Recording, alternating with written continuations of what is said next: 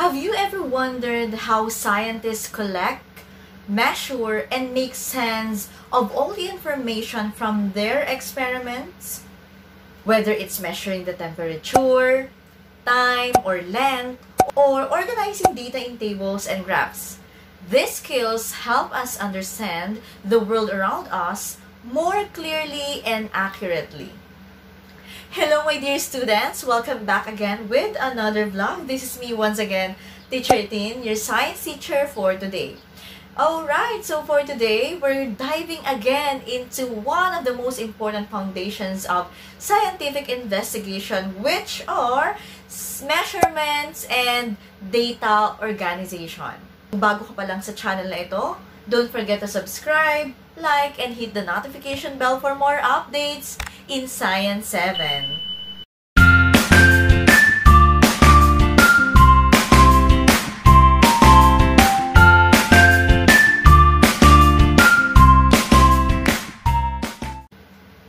Hello my dear students! Here us again for another vlog. So for lesson 2, we will be discussing about measurements and data organization in science. Lesson 2 na tayo, ano nga ba pag sinabi nating measurements? How about data organization? Alright, so simulan na natin. Scientific investigations involve observing and collecting information or data and organizing them for easy interpretation and analysis. Ganun naman talagang ginagawa tuwing nagkakaroon ng experiment, di ba? Hindi natatapos sa pag-experiment. Of course, we must collect all the data, all the information, and then after collecting, we have to organize them para mas madali nating ma-interpret, ma-analyze, at mas maunawaan. The data can be what? There are two types of data. We have the quantitative data and the qualitative data. Ano nga ba ang pagkakaiba ng dalawa? When we say qualitative data, qualitative are descriptive information about the qualities or characteristics of an object or any subject of study. Let's say, for example, the leaf is green, the solution smells like vinegar, or the rock is rough. So we are talking about the characteristics, the description. How do we describe those objects? When we say qualitative, we just base our observations using the senses that we have. What you see, what you hear, what you smell, what you feel. So often, and it often answers the question, what kind? What is quantitative data? Pag sinabi naman natin quantitative, these are such measurements that contain numbers. Again, it deals with measurements and numbers, and it is numerical. So it is collected using the tools like the rulers, thermometers, timers, and it always answers the question, how much, how many, or what is the size or value. Again, pag quantitative, laging merong number. Alright, so now let's talk about measurements. Measure. So, ibig sabihin, may sinusukat. So, always remember that correct expression of measurements makes scientific results reliable and reproducible. Alright. So, it is therefore important to recall some basic knowledge about measurements. Paano ba tayo nagme-measure? At ano ba pag sinabi nating measurement? Measurement are quantitative observations that consist of number and a unit. So, pag sa measurement, anong klase ng data ang kinukuha natin? Ang ginagather natin? Of course, may number, so it means it is quantitative data. So, they are usually described as accurate and precise. Ano naman ang pagkakaiba ng accuracy at saka ng precision? When we say accuracy, this is the nearness of agreement between a measured value and a true or accepted value. And it is usually related to what we call precision, which refers to how close individual measurements are with each other. And since errors may happen during measuring, of course, we always encounter inaccuracies in measurement, and those inaccuracies sometimes happen. Pwede siyang mag-arise, and it will lead to deviation from the true value. So again, anong pagkakaiba ng accuracy and precision? Pag sinabing accuracy, di ba ang sabi natin ay nearness of agreement between a measured value of a true or accepted value. Okay, let's say for example, pinasukat ko sa inyo tong cellphone, di ba? I told you to, I asked you to measure this cellphone. So, even without the ruler or any measuring device, sa palagay nyo, gano'n lang kaya kahaba itong cellphone in centimeter. So, di ba? So, kung tatansyahin natin, siguro around 5 to 6 centimeters. Okay, now, but when you measure this using the measuring tool, ruler, or whatever kind of measurement, tapos binigyan mo ko ngayon ng measurement na 1 kilometer, do you think it is accurate? Napakalayo, di ba? Sobrang layo. So, hindi na accurate yung sagot mo. So, kaya sinasabi natin accuracy, ito yung parang, pag sinukat mo yung isang bagay, it must be near to the true or accepted value. So, pinasukat ko to sa'yo. Sinukat mo ng 1 kilometer, sinabihan mo sa akin, ma'am, 1 kilometer po yung cellphone. So, hindi na yun accurate. Kasi, saka naman nakakita ang cellphone na 1 kilometer. Or, binigyan mo ako ng cellphone, tapos sinabi mo sa akin 30 centimeters. Ang 30 centimeters ay ganito na kahaba halos. Isang ruler.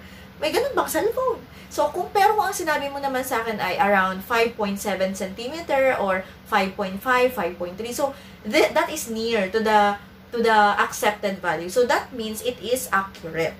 Now, ano naman pag sinabing precision? Ang sabi sa precision, di ba, how close individual measurements are with each other. Let's say, for example, nag-experiment kayo. 5 kayo sa isang grupo. Yung teacher nyo, sinabi sa inyo na i-measure nyo yung cellphone ulit, okay, using centimeter. Ngayon, titingnan natin kung precise yung nakuha yung measurement. Sa 5 kagrupo mo, dapat magkakalapit lang yung inyong measurement. It can be yung isa ay nag-measure ng 5.5, yung isa nag-measure ng 5.6, yung isa nag-measure ng 6, yung isa nag-measure ng 5.3, at yung isa ay 5.2. So, if we're going to study the results of your measurement, that's precise because they are close to individual measurement. Yung pag-measure nyo ng bawat isa, magkakalapit lang yon. Ngayon, what if yung isa mong klase, nagbigay siya ng measurement na 30 centimeter, yung isa ay 5, yung isa ay 20, yung isa ay 50 pa, ay Diyos ko, napakalayo. So, they are not close. So, it means that your result is not precise. Naintindihan yung pagkakaiba ng accuracy and precision? Yes, okay, very good. So, let's now proceed with our next topic. And of course, the units of measure give meaning to numerical values. So, the two common systems of measurement are the English system and the other one is the metric system. So, when we say English system, it is used in the United States and in a few other countries, while most countries adopt the metric system. At isa tayo sa gumagamit ng metric system.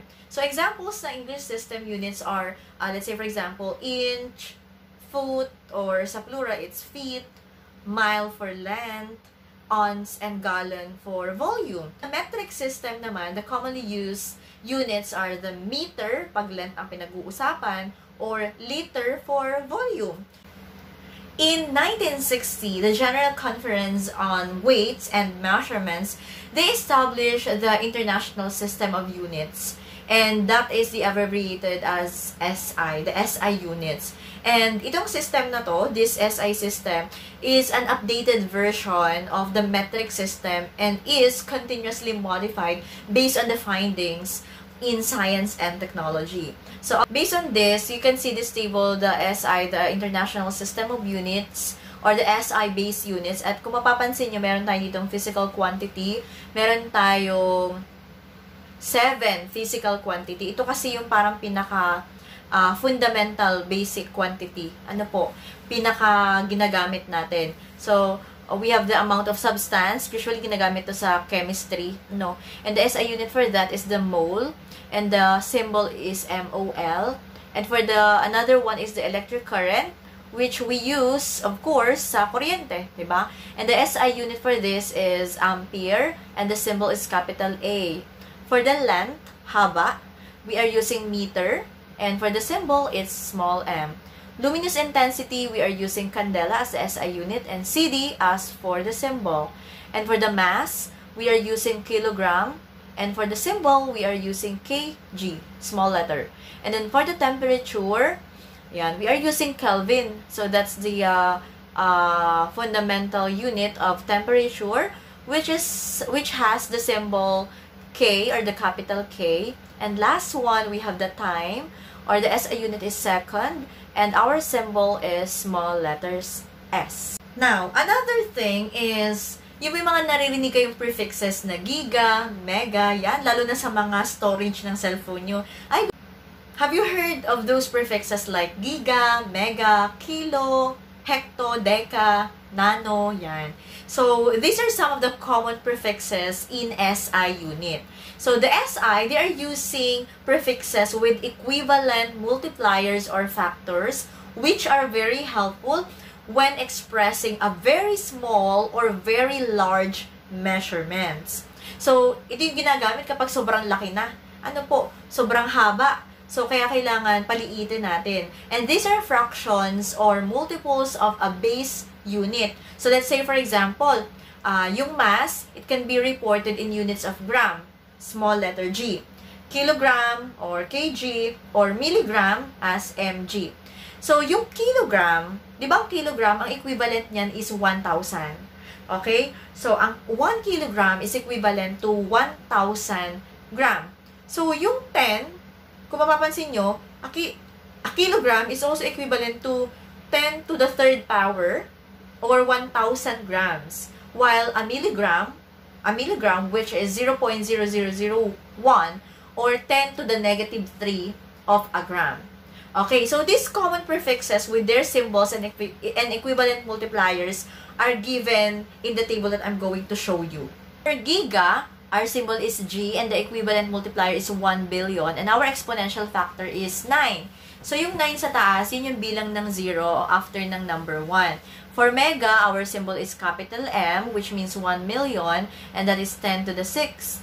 Okay, kilo, 1,000, K ang ating symbol, and then 10 to the third power. It means may tatlong 0. Hecto, it's H, then 100. So, ibig sabihin, may dalawa siyang 0, so 10 to the second power. Deca, our symbol is DA, and we have 10 as equivalent multiplier, and then that's 10 to the 1. It means there is only 1 0. Deci, ayan, ito na yung pababa tayo. Kaya, kung mapapansin nyo sa exponential factor natin, nagiging negative na ang ating sign. So, ang deci ay small d, which means 0.1.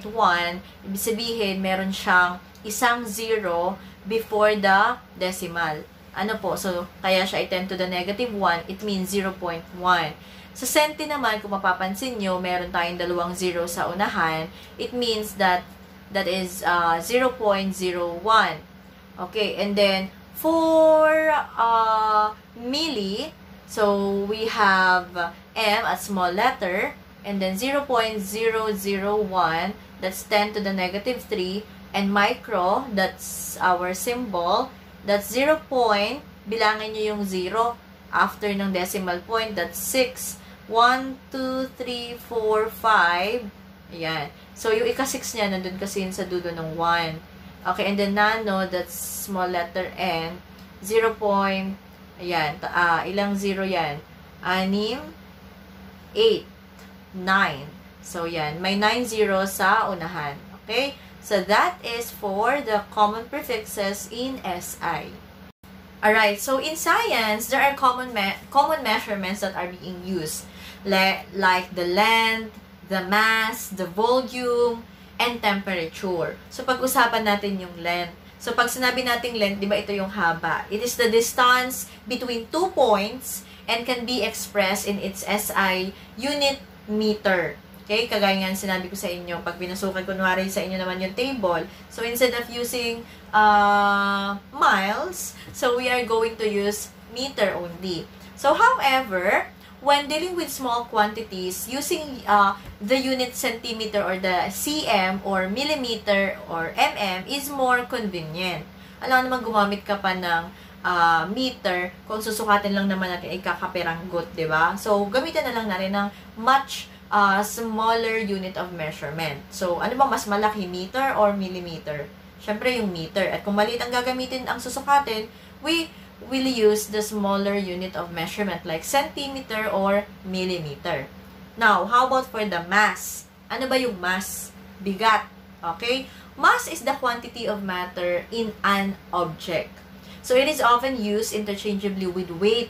Okay? Kaya lang class, dito tayo minsan nalilito. Ano po, may mga students na they got confused between the difference between mass and weight. Ano bang pagkakaiba ng mass and weight? They are totally different. Nagiging para magkapares lang sila kasi we are talking about na yung quantity ng matter of an object. Kaya lang, pag sinabi kasi nating mass, ito ay constant value. Hindi yan nababago kahit saan ka pumuntang lugar.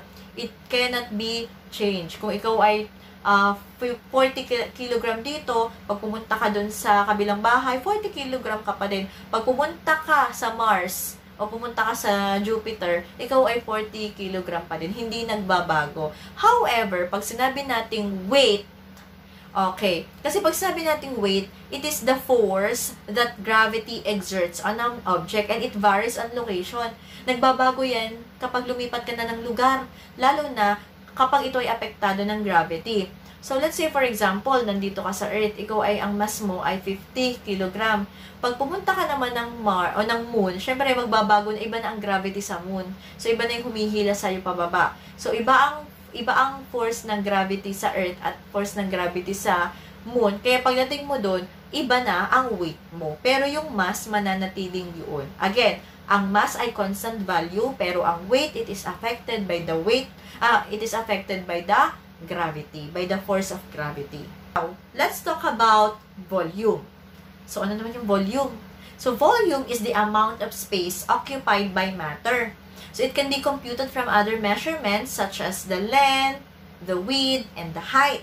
Imagine, yung width, yung height, and of course, the length. Tatlo na agad ang volume. So, as a derived quantity, ibig sabihin, kanina, yung pinag-usapan nating mass at saka yung length, sila ay fundamental quantity.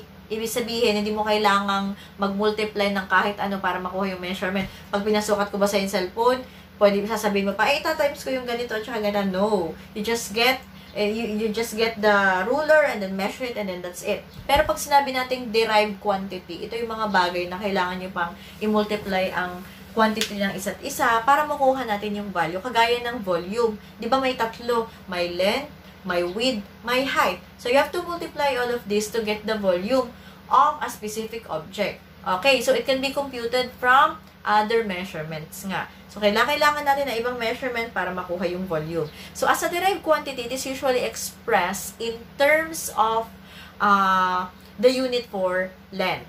Kaya naman, yung SI unit, for volume, we use the cubic meter. M cube, M to the third. Bakit tatlo? Kasi, let's say for example, yung height niya ay 15. Yung length niya ay 15. Tapos yung kanyang height ay 15. So, tinimes mo yung 15 meter times 15 meter times 15 meter. Ilang meter yon? Tatlo. Kaya siya naging cubic meter. So, another commonly used unit is the cubic centimeter. Ganun lang din yun. Kung centimeter naman yung sukat mo, tapos i-multiply natin yung tatlo, it will become centimeter cube or cubic centimeter. Alright? So, for liquids, mga tubig, juice, Coke, yan. So, volume measurement is usually expressed in liters or milliliters. How about the temperature? So, temperature is a measure of how hot or cold a body is. Gaano ba kalamig at kainit ang isang object. So, it is usually measured using a thermometer, which is commonly expressed in degrees Celsius, ayan, or it can also be degrees Fahrenheit, or Kelvin. Alright, so this is the end of our lesson 2.1, kasi may part 2 pa tayo nito, which is converting units of measurement. Yes, so I hope you stay tuned on this channel. At kung may natutunan ka sa vlog na ito, kindly leave your comment below.